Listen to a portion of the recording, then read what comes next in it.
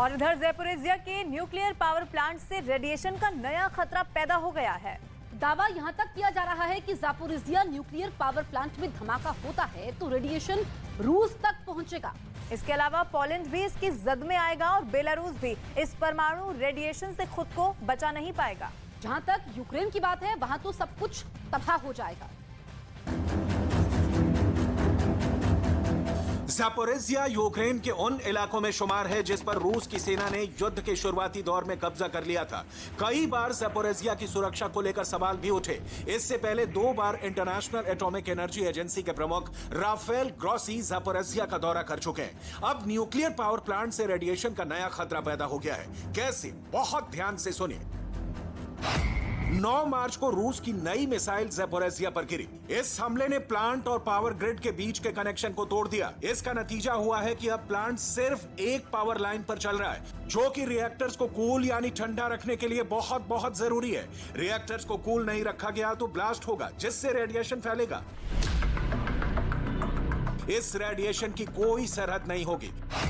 Zaporizhzhia nuclear power plant में धमाका होता है तो रेडिएशन रूस तक पहुंचेगा। पोलैंड भी इसकी जद में आएगा। बेलारूस भी इस परमाणु रेडिएशन से खुद को नहीं बचा पाएगा और यूक्रेन में तो मौत गली गली नाच करेगी।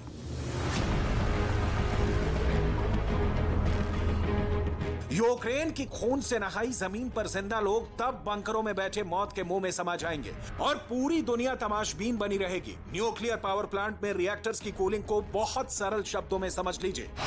ज़ैपोरिज़िया न्यूक्लियर पावर प्लांट में कुल 6 रिएक्टर्स हैं। इन 6 न्यूक्लियर रिएक्टर्स में इस्तेमाल होने वाले फ्यूल से बहुत ज्यादा गर्मी पैदा होती है।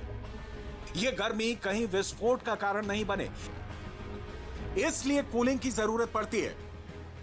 न्यूक्लियर पावर प्लांट को दूसरे ऑपरेशन के लिए भी एनर्जी की जरूरत पड़ती है, लेकिन रूस की मिसाइलों ने न्यूक्लियर पावर प्लांट के एनर्जी कनेक्शन को ही लगभग खत्म कर दिया है।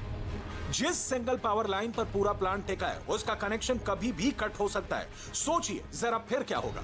ना तो मिसाइलें चलेंगी, ना बम, ना गोले, ना स्टैन गन, ना मशीन गन। जहरीली हवा चलेगी और मौत ही मौत। मतलब अगर वक्त रहते यूरोप के सबसे बड़े न्यूक्लियर पावर प्लांट की तपिश कम नहीं की गई तो परमाणु आग में दुनिया खाक हो जाएगी। बहुत कम लोगों को पता होगा कि यूक्रेन दुनिया भर में न्यूक्लियर एनर्जी का प्रोडक्शन करने वाला तीसरे नंबर का देश है। यूक्रेन में एक तो नहीं, कुल 15 न्यूक्लियर रिएक्टर्स एक्टिव है। इन पावर प्लांट से ही यूक्रेन की 50% बिजली की जरूरत पूर्ति होती है।